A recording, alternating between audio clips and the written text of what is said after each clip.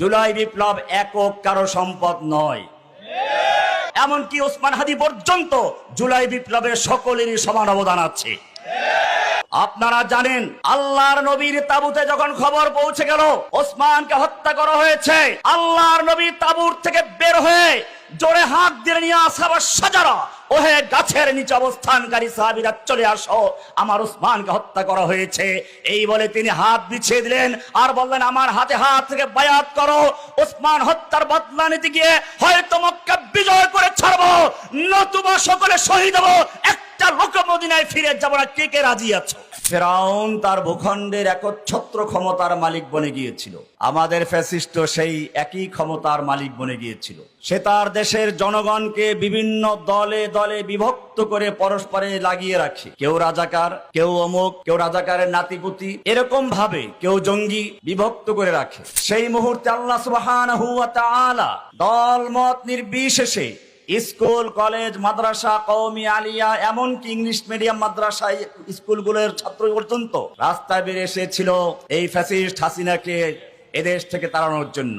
হোসাইন আহমদ মাদানী রাহমাতুল্লাহি আলাইহি ইংরেজদের বিরুদ্ধে এক জায়গায় ভাষণ দিতে গিয়ে বলেছিলেন, আমি শুনেছি এই সাদা কুকুরের দল ঘোষণা করেছে তাদের বিরুদ্ধে যে বক্তব্য দিবে তাকে গুলি করা হবে, আমি মাদানি হাজির হয়েছি, করো গুলি। এই বলে তিনি শেরওয়ানির বুতাম ছেড়ে দিয়েছিলেন, করো গুলি বলে যে হুঙ্কার দিয়েছিলেন, সে সময় ইংরেজদের বন্দুকগুলো হাত থেকে সব ঝরঝর করে পড়ে গিয়েছিল।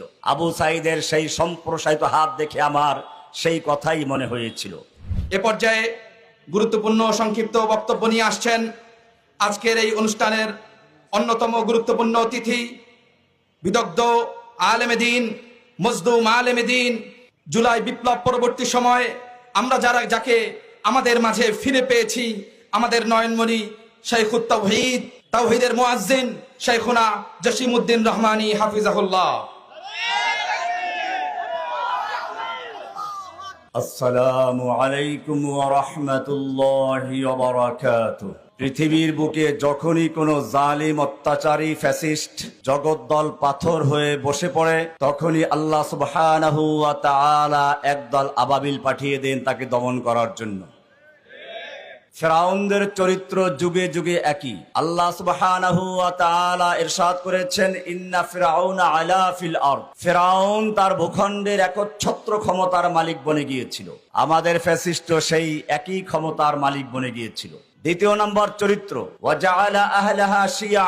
সে তার দেশের জনগণকে বিভিন্ন দলে দলে বিভক্ত করে পরস্পরে লাগিয়ে রাখে, কেউ রাজাকার, কেউ অমুক, কেউ রাজাকারের নাতিপুতি, এরকম ভাবে কেউ জঙ্গি বিভক্ত করে রাখে। এরপরে আল্লাহ সুবহানাহু ওয়া তাআলা ইরশাদ করেছেন, ইয়াস্তাদঈফু তাইফাতাম মিনহুম, এক দলকে দুর্বল করে রাখে। এগুলো ফেরাউনদের চরিত্র, যুগে যুগে ছিল, আমাদের ফ্যাসিস্ট ফেরাউন, লেডি ফেরাউনও ছিল।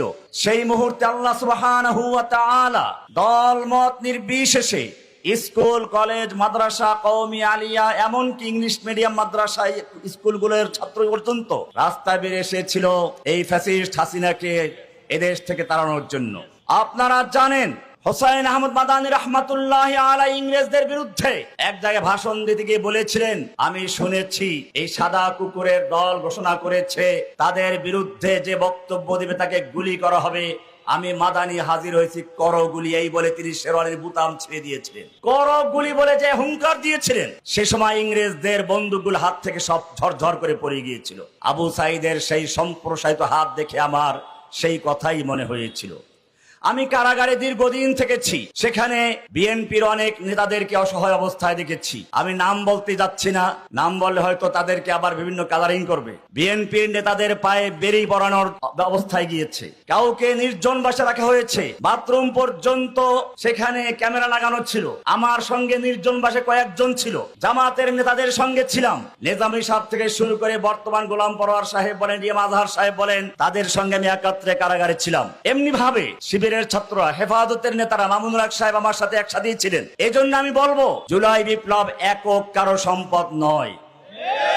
সাইদি সাহেব থেকে শুরু করে খালেদা জিয়াকে ঘর থেকে বের করে দেওয়া, বালুর ট্রাক দিয়ে আটকে রাখা, মামুনুল হক সাহেবদেরকে হেফাজতে জেলে নেওয়া, জসিমউদ্দিন রহমানীকে কারাগারে বন্দী করা, সাইদি সাহেবকে নির্যাতন করা, সব মিলিয়ে এই সাইদি সাহেব থেকে শুরু পর্যন্ত, আবু সাইদ হত্যা পর্যন্ত, এমনকি ওসমান হাদি পর্যন্ত জুলাই বিপ্লবের সকলেরই সমান অবদান আছে।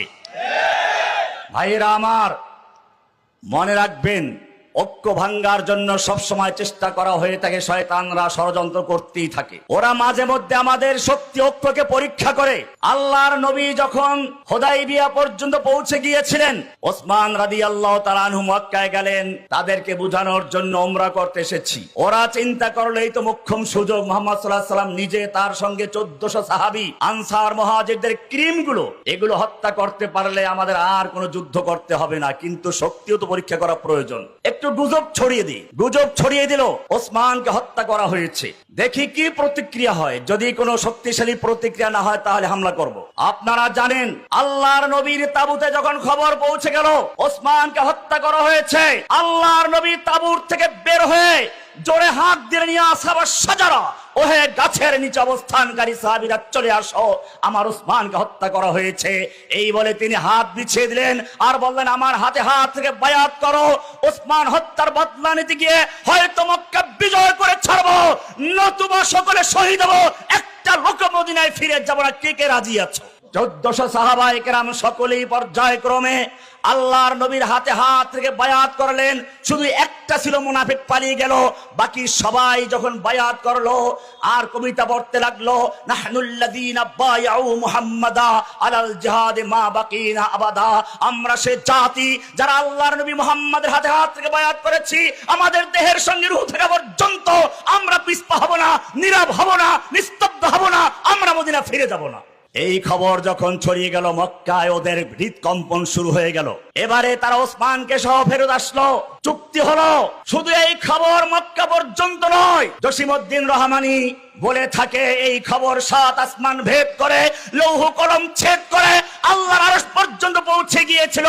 আরশ থেকে ঘোষণা হলো, লাকাদ রাদিয়াল্লাহু আনিল মুমিনিনা ইয ইউবাইউনাকা তাহতাশ শাজারা, গাছের নিচে বসে যারা সেদিন আল্লাহর নবীর হাতে হাত থেকে বায়াত করেছিল, আল্লাহ তাদের প্রতি সন্তুষ্ট হয়েছেন। শুধু সন্তুষ্ট না, এরপর আল্লাহ আর একটু সামনে গিয়ে বলেছেন, ইন্নাল্লাযীনা ইউবাইউনাকা তাহতাশ শাজারা, হে নবী, আপনার হাতে হাত থেকে যারা বায়াত করেছিল তারা সেদিন আপনার হাতে হাত থেকে বায়াত করে নাই, সরাসরি আল্লাহর হাতে হাত থেকে বায়াত করেছে। ইয়াদুল্লাহি ফাওকা আইদিহিম, তাদের হাতের উপরে স্বয়ং আল্লাহর হাত ছিল। আমি কেন এই ঘটনা বললাম? মক্কার লোকেরা যেমন গুজব ছড়িয়ে দিয়ে সাহাবীদের ঈমানের পরীক্ষা নিয়েছিল, আমাদের সেই ফ্যাসিস্ট হাসিনা এই বাংলাদেশে মাঝে মধ্যে গুজব ছড়িয়ে দিয়ে ভেঙচি মেরে এই বাংলার তাওহীদের জনতার শক্তিকে পরীক্ষা করতে চায়।